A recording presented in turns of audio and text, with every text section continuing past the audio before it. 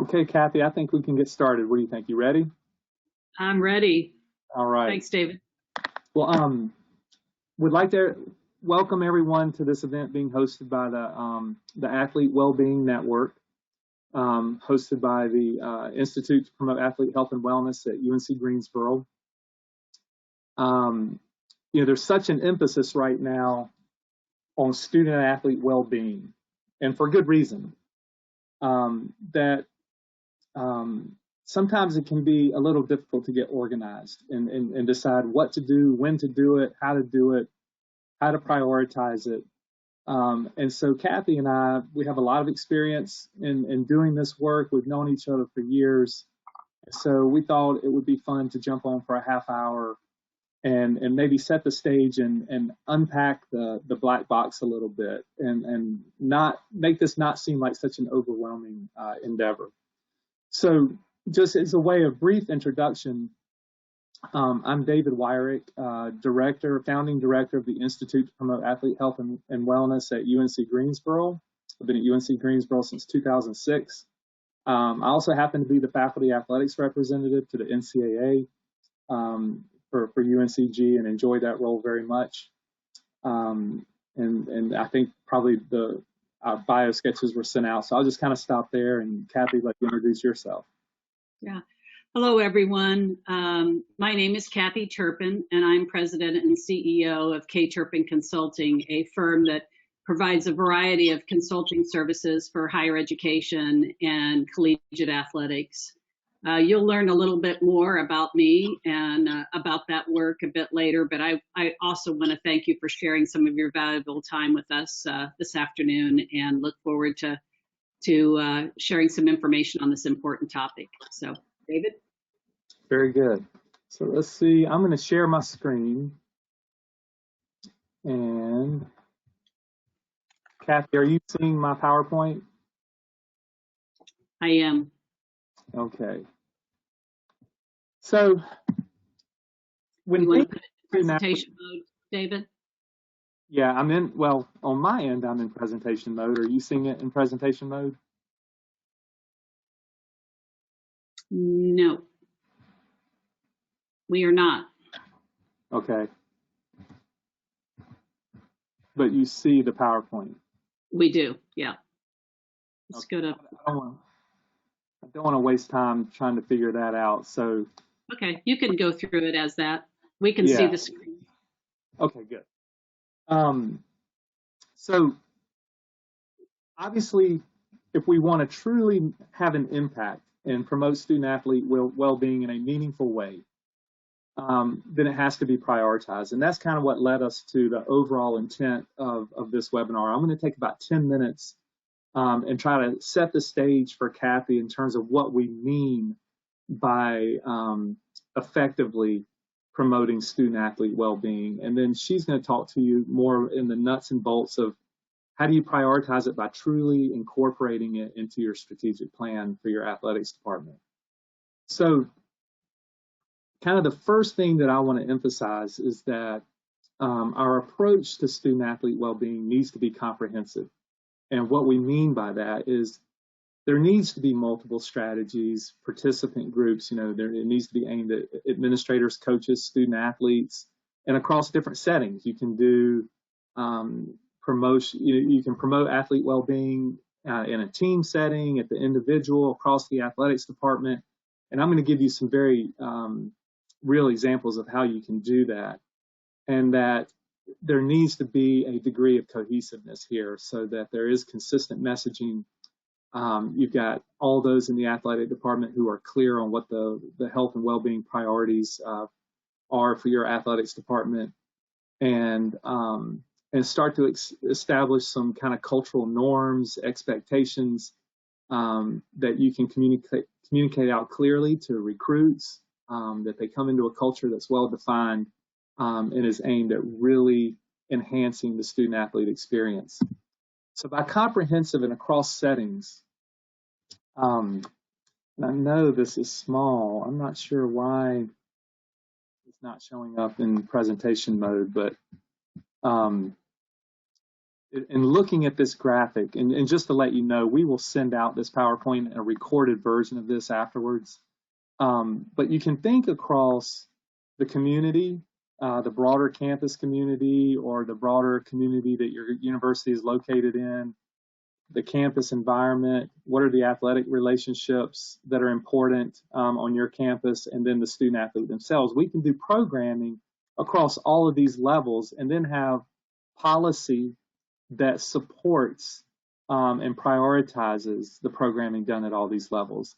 The graphic that you're looking at now is a graphic that we developed for the NCAA to help them get a visual of what they are doing from a national level around student athlete mental health.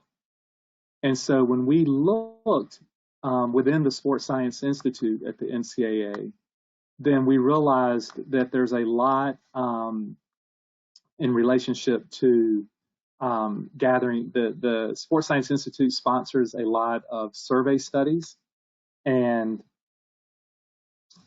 well, let's see, I just got a text that you're only seeing, hopefully that's better. Sorry, I was in presentation mode. I guess you're just not following me in presentation mode. But this graphic kind of highlights what the NCAA is doing through the Sports Science Institute across mental health for student athletes. And so you can see what they're doing kind of for the broader community at the campus level. They're developing toolkits. They've put together a stakeholder guide. Oh, Abby, I need your help. You may have to jump in. There you go. Now? Yeah, we're seeing the graphic of layers of care model now, David. Okay, very good. Abby, are you seeing it? Yes. Okay, very good. Sorry, apologies. So thinking across these different layers, these are the layers that you want to think about when you're planning your program. You could almost use a diagram like this as a planning tool. So what are the programs or the initiatives or the educational programs that we are implementing directly for the student athlete at the group level, the coaches, the athletes here, and thinking about, some of you may have heard of like Step Up Bystander Training or Coaches Assist. The toolkits that the NCAA has put out around sexual violence and substance abuse and mental health, the best practices that they've put out about sleep wellness, those can in fact be beneficial to your entire campus environment. And so we in public health, we think about this as kind of like, how do you think across all the important constituents or stakeholders within a community and layer your programming at very, very critical levels. Now, in terms of putting this in practical mode, and Kathy, I'm going to ask you, now do you see it in presentation mode? Yes, yes. Very good, thank you. Let's use alcohol as an example here, and I'm going to wrap up in about 3 minutes. And let's look at these different levels. So if we're thinking about alcohol prevention on our campuses for our student athletes, what can we do at the college level? What can we do at the athletics department level? What are some group level approaches, and what are some individual level approaches?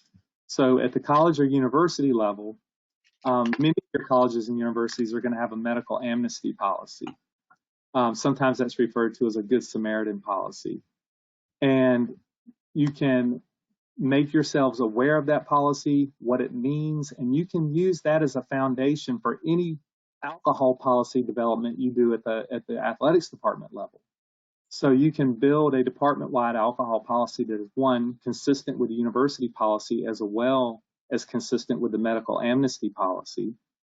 And you can also create a system where all alcohol violations that occur anywhere on campus are reported, that involve student athletes, are reported back to the athletics department. And many of you may already be doing those, have a system in place for doing that.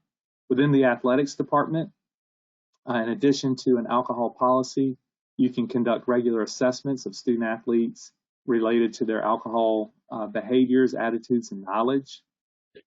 You can reach out and partner with the campus level alcohol prevention team and counseling center to bring kind of campus level prevention programming, alcohol prevention programming to your teams and your athletes, as well as providing treatment for student athletes who may be struggling with alcohol abuse or addiction. And you can also promote campus-sponsored alcohol-free events. At the group level, you can participate in social norms campaigns at the department or team level. You can implement bystander, known to many of us now call it upstander education programming. You can encourage coaches to have team level alcohol policies that are consistent and reinforce the athletics alcohol policy, which should be consistent with and reinforce the college or university level policy. And then at the individual level, you can provide evidence-based education. Some of that could be online education, like in the case of My Playbook, the freshman experience, for those of you that are familiar with that. And also individual level interventions for student athletes displaying alcohol abuse and addictive behaviors to raise awareness, make them aware of what resources are available for them on campus. These are two tools we're going to send out to you. Many of you may know Mary Wilford. When she was with the NCAA, we developed these together, and it was there's two infographics. And the first one is for folks in the athletics department to use to kind of get a sense of who is working on campus that in the well-being space, and can I turn to as a resource or a partner. On the back of each of these infographics is a description of each of those persons, the positions on campus. So what are they kind of in general responsible for?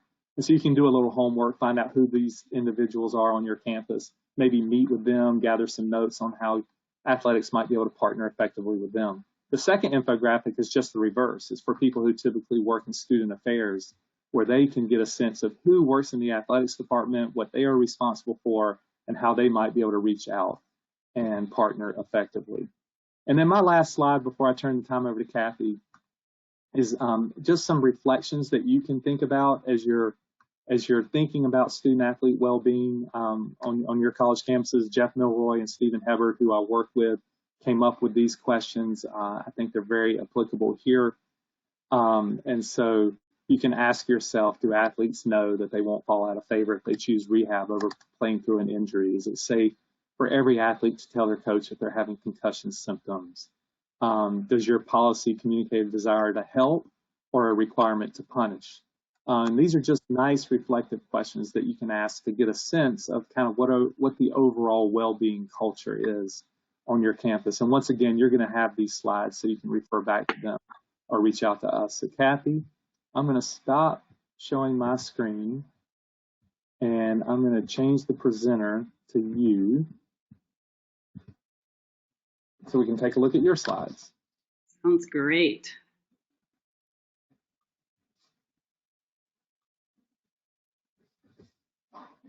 Well, again, hello, everyone. Hopefully you're seeing slides in front of you right now. And again, just thanks so much for spending part of your afternoon with us today. I indicated earlier that I serve as a consultant for colleges and universities, and specifically for the purposes of today, assisting institutions with a variety of topics as it relates to collegiate athletics. Currently as a consultant and previously in serving many years on a college campus and in the drug testing business, my most important work has always been as it relates to student athlete well-being. And now as I'm partnering with institutions and conferences to develop a new and or their next 5 to 6 year strategic plans, I find it even more an area of passion that I certainly have. So today what I want to do is share some practical advice to each of you from the different opportunities and experiences that I've had in partnering with colleges, universities, and multiple conferences in the development of their strategic plans, and specifically with incorporating student athlete well-being into your strategic plan. After contributing and providing leadership to multiple strategic plans while on campus and in business, as a consultant, I've most recently partnered with Nancy Mitchell, who's president and CEO of Strategic Edge Athletic Consulting. Probably many of you know Nancy. And we have really found that our unique qualifications and all of our experiences have really provided some valuable guidance in assisting our clients in the planning process. So we believe the success of any strategic plan is dependent on a formal and comprehensive planning process and carefully defining your most critical priorities that you have within your own athletics department and or conference. The one constant that we always find is that there's never a shortage of needs and wants. You guys know that better than I. The challenge comes in defining what is really most critical for you in the next 5 to 6 years. All the clients that we've served and their individual strategic plans are unique and require a collaborative team effort, much like David mentioned to you earlier in this presentation.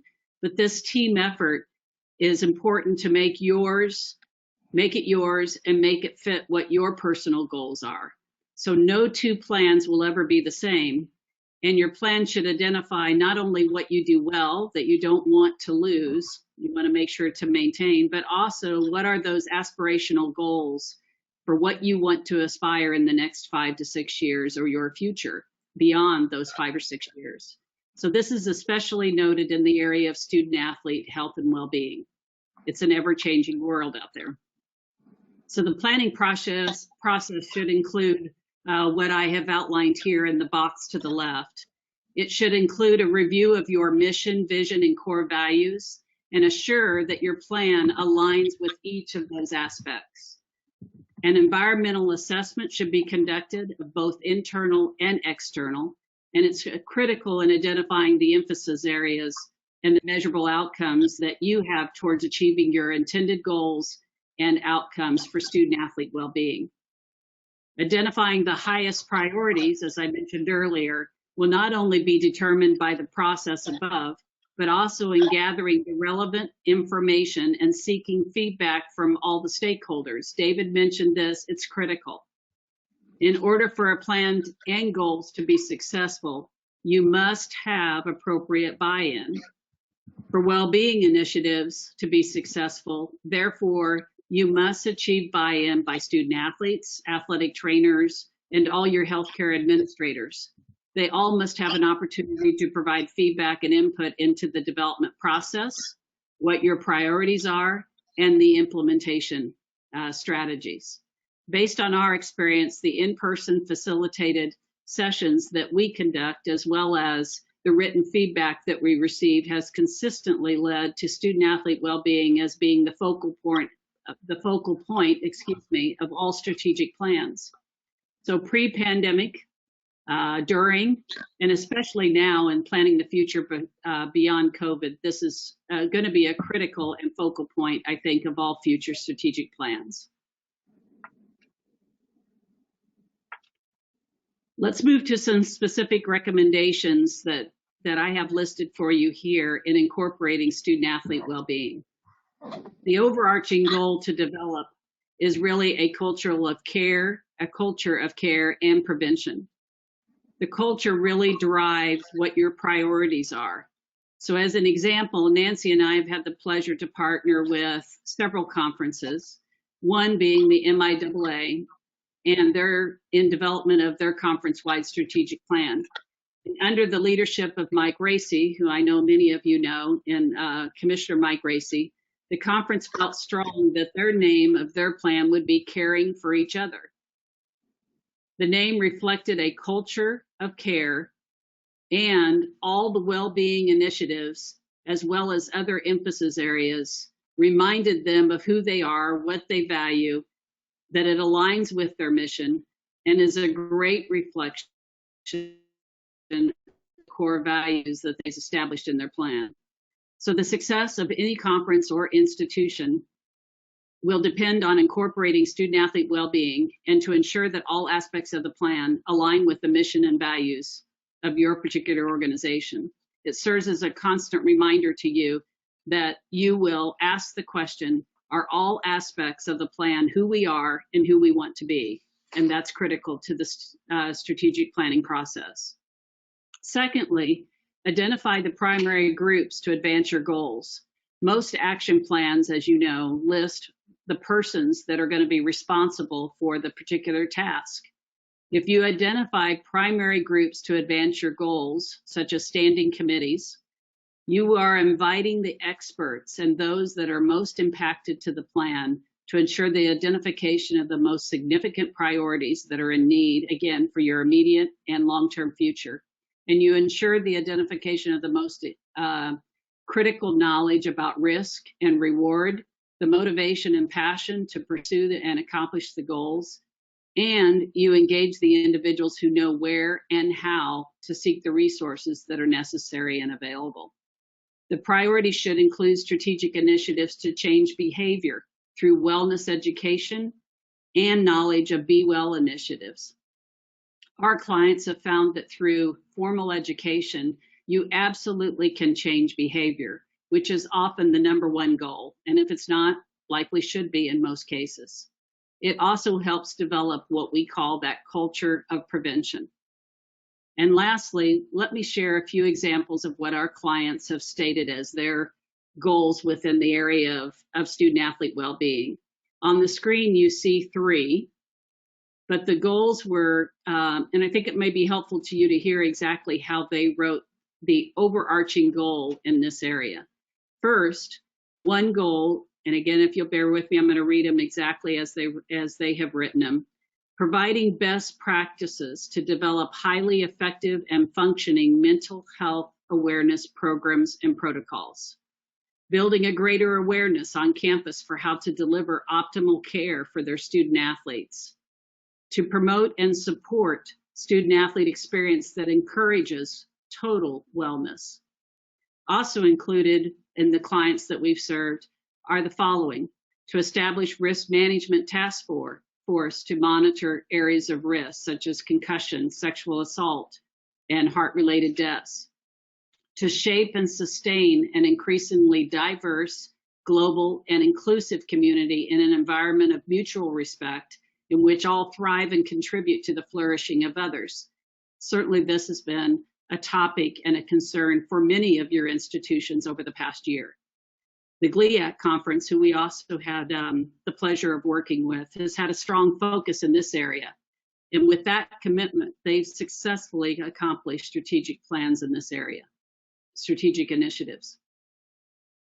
In addition to the ones that I've offered, a few others to promote and support Lifetime Fitness, to form and activate a student athlete well-being committee and a gender equity, diversity, inclusion committee. And in our work with Northern Michigan University, their student athlete well-being initiatives assisted them in further developing emergency action plans, EAPs, that provided additional information and guidance in dealing with various student athlete healthcare emergencies. As with any aspirational goals, there's always barriers to overcome. There are 5 points I'd really like to share with you today. First, we believe that the key factor is prioritizing your needs, and in doing so, finding what is your why. Again, I take you back to the MIAA. Their answer to why or what was driven by their value of taking care of each other. It guided them to establish goals and implement strategies that would be preventive in nature. Again, establishing that culture of prevention. This is what has always been most important to them. And in the case of COVID, it proved successful in identifying resources for the prevention of COVID, as opposed to implementing strategies to identify when a COVID case was present. Do what you need to do to achieve buy-in. Seeking feedback from all constituents is really the most important step. When individuals have an opportunity to provide their meaningful feedback and know that you care to ask for it, they will support and more likely be a part of the solution and ensuring successful goals. In the case of student athlete well-being, rely on your experts. and take time, the necessary time that you need to ensure optimal buy-in. Secondly, optimize your resources and your time. We all know that your time is limited. So build on those campus partnerships that David talked about. Without exception, it's what we find the largest hurdle to overcome. As David briefly outlined, utilizing those campus resources and identifying off-campus trusted sources will prevent roadblocks. Be proactive, not reactive. Do the exercise, the necessary exercise, to identify potential hurdles, obstacles, and uncertainties that you will likely face along the way, and have the foresight to be ready to address them when they occur. This is what we have found and our clients have found to be the most important aspect of having a strategic plan, is that it provides that foresight in that early thinking to using that plan as a guide and send you in the direction that the plan has outlined. And lastly, do establish and commit to timelines, but always be flexible and nimble in the process. If you need to slow things down a bit to achieve more buy-in, do it. If one day you are suddenly dealing with a global pandemic and you need to reorder the priorities or remove or add new priorities, do so. All the more reason to have a strategic plan and a student-athlete well-being set of goals that guide you and provide you the flexibility to make quick, sound, and decisions without any delay or debate. As an emissary in your strategic plan, student-athlete well-being will remain unchanged, as will the goals in that area. At least that's what we find, and that's what we hope for you when we work with you. But the priorities under those goals and the action steps to accomplish them should be dynamic and ready for the changing landscape of college athletics and the needs of your student athletes.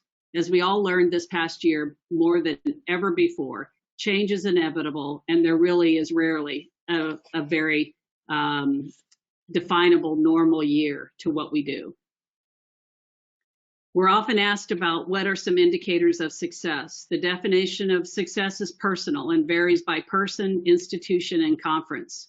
So every plan is unique to the individual client and would not include the same goals nor the criteria for success. So although success varies, we have found some very common indicators of success, and you will see those on the screen now. First, as I've mentioned earlier, ensure that your goals are aspirational. If not, the accomplishment is rarely recognizable, and therefore no one believes that this plan has been successful. Do you have outcomes that are evidence-based to indicate behavioral changes of your student athletes and those that are impacted by the plan? Are your student athletes taking notice? Do they indicate the feeling of success in achieving stated goals and priorities? As active participants in the process of developing your plan and implementing your plan, they will see firsthand the impact that the strategic plan has on ensuring their well-being. And do you find yourself living the plan every day? When the plan is guided by mission and values, you make daily decisions that are in line with your strategic plan. And although you may not be checking off the boxes of all the different strategies that you have, you will indeed be focusing on the emphasis areas and the goals that you have developed in your plan. Certainly important as a resource when you're handling a crisis situation. And then lastly, regularly track your progress and record the status in your status updates. For many institutions and conferences, they seek trusted resources and earn designations such as the U.S. Council on Athletes' Health's Seal of Approval and their Champions of Change. Develop an action plan that allows you to track your progress and seek those trusted resources that recognize when success or measurable outcomes have been achieved. We're also often asked some very similar questions by all of our clients. And a few of those most frequently asked questions are related to setting realistic goals and how they are going to be able to accomplish those goals with limited resources and expertise. I don't need to spend much time on this. You certainly know the challenges. Your workload and those that are most oftentimes called upon to help in these cases of student athlete wellness are already have full plates. All institutions and conferences struggle with responsibilities to handle what they say is undoubtedly the most important and impactful aspect of their job, and yet they lack the time and resources to do it. So what are some of those recommended resources and trusted programming options? As you have heard Dave outline earlier, in addition to each of your various governing bodies, the Athlete Wellbeing Network, the Institute to Promote Health, Athlete Health and Wellness, and Prevention Strategies provide a comprehensive list of resources.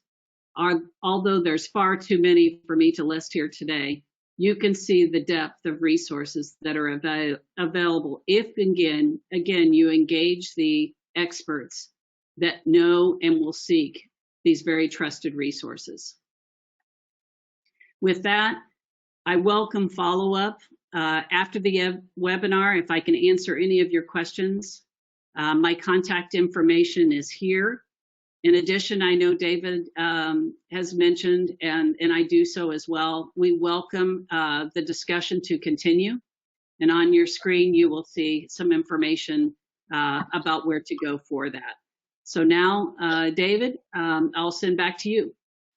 Sure. I'll wrap things up, Kathy, maybe by just recapping a few what I think are critical points. The first part I want to emphasize is to please not get overwhelmed by this process. And it might sound a little cliche, but you can't think about student-athlete well-being as a destination. Our efforts to promote student-athlete well-being need to be a journey. And in order for it to be an effective journey, you've got to know a little bit about your student athletes, and to know, because knowing them is going to help you prioritize your efforts. So whether you're incorporating some type of formal survey to get an assessment of what the needs of the student athletes are, or the things that they're most concerned about, or you have some really good anecdotal evidence from individual student athletes or groups of student athletes, pick those things that are most important. That might be concussions for some, it might be substance abuse for others, it might be mental health. But you can start to incorporate processes and policies and programming that can continue year after year after year, and that you can add to over time, so that ultimately your goal is to have this culture that really supports student athlete well-being, supports the coaches, supports the administrators, and creates a culture of norms where this is how we operate at your university, and that can survive the natural staff turnover that occurs. I'd also like to talk about the importance of assessment and getting help. We're going to announce here in the next couple of weeks a partnership between Kathy's consulting firm and the Athlete Wellbeing Network, where we're going to provide some prevention coaching. We've had some requests for this, where we can help in the strategic planning process. We can help in guiding you through assessing your student athletes, prioritizing, helping you set priorities for initial efforts, deciding the types of programming to adopt and implement within your athletics department, and then also on the evaluation standpoint. So we're putting the kind of getting it organized so that when we announce it, we'll be ready to support you in the ways that you need or request. So be on the lookout for that. Like I mentioned earlier, Abby is going to share a recording of this. It'll obviously include our PowerPoint slides. We are also going to share some resources. We've got some planning tools that I want to share with you. They'll come in a separate email. I'll share the infographics in terms of promoting across campus collaborations, and a couple other resources that we'll send out as well. And they will also, those resources will permanently reside on the Athlete Wellbeing platform that you can register for and become a member of, and share your own resources. Abby, and the email that she sends out directly following this webinar will include instructions for how to register for that platform at no cost, where you can, I think, benefit from what we share, but hopefully promote this system of social learning where we are sharing resources and ideas and knowledge with each other. I think that's all that I've got, Kathy. Did I miss anything? No, you did well, David. Thanks so much. Thanks for wrapping up. Thanks everyone for joining us. Yeah, thank you. And we look forward to the next event.